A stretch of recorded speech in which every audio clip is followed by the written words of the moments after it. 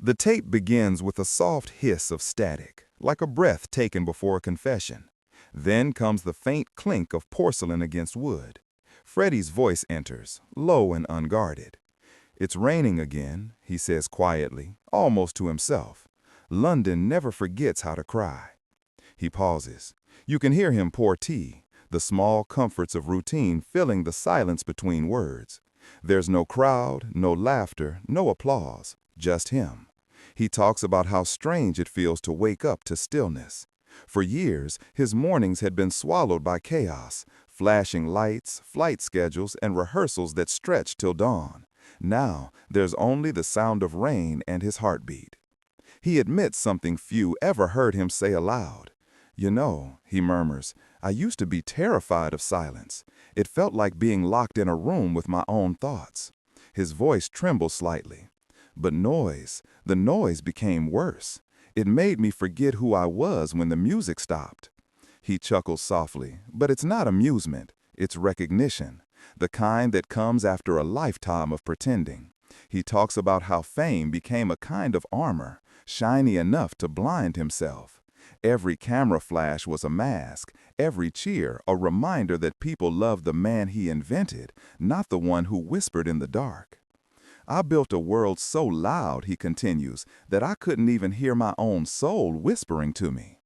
The tape goes silent for a few seconds. You can hear the distant hum of London traffic outside the window. Then his voice returns, softer now, like a man exhaling after years of holding his breath. "But in these quiet mornings, I can finally breathe. I can finally listen." He describes how he sits by the window every morning with a cup of Earl Grey, watching raindrops race down the glass. He names them, laughs at them, as if they're old friends. He says the rain has become his company, a reminder that even heaven needs to let go sometimes. There's warmth in his loneliness, like someone who has stopped running and finally turned around to face himself. Freddie admits that the silence scares him because it strips away everything. No costumes, no spotlight, no illusion, just him. But maybe, he says, that's what truth sounds like, terrifyingly quiet. For a moment, he hums softly, an unfinished melody that might have been the seed of a song the world never heard. The hum fades into a sigh. You can almost feel him smile through it. "Strange thing," he says gently. "I used to think the audience gave me life, but now I think they were just borrowing mine." There's a faint rustle of paper, perhaps a letter he's never sent. Then the tape clicks softly, and his final words before the next segment come through, steady, calm, almost like a promise. "Silence isn't empty," he says. "It's full of everything I was too busy to hear." And with that, the rain outside grows heavier, like applause from the sky itself. The quiet man who once filled stadiums leans back, eyes closed, finally at peace in the sound of his own solitude. From silence comes memory. Freddie begins to recall the boy he once was. He begins to speak again, this time with a softness in his tone, like he's traveling back through decades of dust and distance. "I wasn't born into the noise," he says quietly. "I came from silence, a small house on a small island where the world felt enormous and I was invisible." He talks about Zanzibar, the island that shaped him, the one most people never knew how to pronounce. The smell of spice markets, the sound of prayer echoing at dawn, the heat that made the streets shimmer. He remembers walking barefoot to school, clutching a tattered notebook filled with sketches of piano keys. "I didn't even know what a piano was then," he chuckles, "but I knew I wanted to play something that could make people feel." His voice carries warmth as he recalls his mother's kindness, a woman who prayed for him every morning, whispering his name like it was sacred. "She believed my gift came from God," he says softly. "My father, though, he wasn't so sure." There's a pause, then a sigh.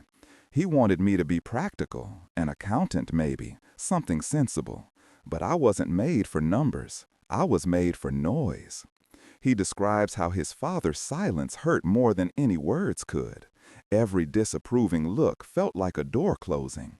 But instead of breaking him, it built something inside, a quiet fire. When people tell you that your dreams are foolish, Freddie says, you start to dream louder. He remembers leaving Zanzibar for India, a teenage boy in a foreign place, lost between worlds. I didn't belong there either, he says. My accent was strange, my clothes were strange, my name was strange. He laughs faintly, but the ache sits just beneath it. So, I learned to perform before I even knew I was performing. I learned to make people see me. He talks about how music became his only language. In the school hall, when his fingers touched the piano keys for the first time, something shifted. It was like shaking hands with my soul, he says. Every note felt like a word I'd been trying to say since I was born. From then on, the world outside, the taunts, the rejections, the loneliness, began to fade whenever he played. He recalls one afternoon, sitting alone on the beach, sketching piano keys in the sand. The tide kept washing them away, but he kept redrawing them, refusing to let the sea erase his dream. That was me, he whispers, a boy trying to carve himself into the world before the waves could take him. Freddie's tone changes again, now tinged with gratitude. You know, I didn't have much back then, but I had imagination, and imagination can build palaces out of dust. He speaks of the nights he'd lie awake, listening to distant drums from the village, wondering if someday the world would hear his rhythm too. I just wanted to be seen, he says softly. Not famous, just seen. The tape lingers on that sentence for a moment. You can almost feel the heartbeat of a boy who refused to disappear. Then his voice deepens, more certain now. Funny, isn't it, he says. The boy who wanted to be seen became the man the world couldn't stop watching. And just like that, the memory fades into silence, leaving behind the faint echo of waves against Zanzibar's shore. The boy who wanted to be seen would soon become the man the world couldn't stop watching. He lets out a small laugh before the words begin to form. You know, he says, Freddie Mercury wasn't born, he was made. His voice carries a playful pride, but beneath it lies something heavier, something quieter. Farrokh Bulsara was a boy who wanted to be seen. Freddie Mercury was a man who refused to be ignored. He begins to describe the early London days, the cracked apartments, the second-hand clothes, the smell of cigarettes and dreams in every corner of the city. He was nobody then, just another immigrant kid with an unusual name and a voice that didn't quite belong to the streets he walked on. But I was determined, he says. If the world didn't have a place for me, I'd build one myself. He recalls the night he stepped on stage for the first time with that name, Freddie Mercury. It felt strange on my tongue, he admits, but it sounded right. It sounded powerful. He talks about how the transformation didn't happen overnight. It started with small things, the clothes, the gestures, the attitude. Every piece of me that people saw on stage, he says, was carefully stitched together from the pieces I thought the world would love. As his fame grew, so did the divide between who he was and who he became. Freddie Mercury could do anything, he says softly. He could wear anything, say anything, love anyone. He was fearless. Then his tone changes, a pause, a breath. But Farrokh was terrified. He talks about how the stage lights became both their armor and their prison. Under those lights, he could be everything the world wanted. The moment he stepped off stage, though, it all fell away. The makeup would come off, the cheers would fade, and I'd stare at the mirror wondering who the hell I really was. There's a hint of pain when he recalls the loneliness that fame couldn't cure. People thought I was untouchable, he says, but when the noise stopped, I was just a man sitting in the dark, trying to remember which version of me was real.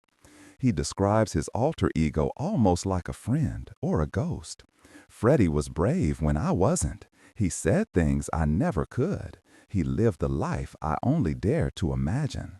He pauses again, then whispers, but sometimes I think he stole my voice. He talks about the exhaustion of pretending, of performing even when his heart wasn't in it. You become addicted to being adored, he says, and when it's gone, you start to wonder if you exist at all. Still, despite the pain, there's love in his voice. I can't hate Freddie, he admits. He saved me. He gave me color. Without him, I'd have vanished. He laughs softly again, but this time it's tinged with truth. Everyone wants to be somebody else, he says. I just had the guts to make mine famous. There's a long pause on the tape, the kind that says more than words ever could. Then, almost in a whisper, he adds, but behind every roar of the crowd came the quiet ache of being misunderstood. Behind every roar of the crowd came the quiet ache of being misunderstood. There is a strange silence that follows thunder. For Freddie, that silence came after every show. When the lights dimmed, when the screams faded, and the makeup began to melt, he often found himself